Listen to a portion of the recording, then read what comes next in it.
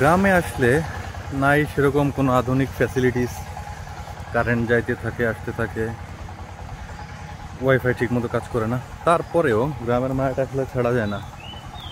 গত মাসে আসছিলাম, এই মাসে আবার চলে আসছি। তো এইবার একটু সুবিধা হয়েছে, সেটা হচ্ছে মোটামুটি বিকেলের পরে হালকা ঠান্ডা পড়ে, সো গরমের প্যারাটা লাগে না। আর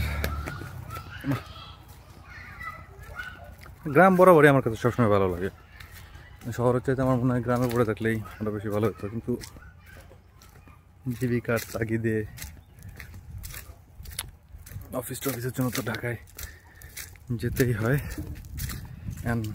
এই যে আমার বন্ধুরা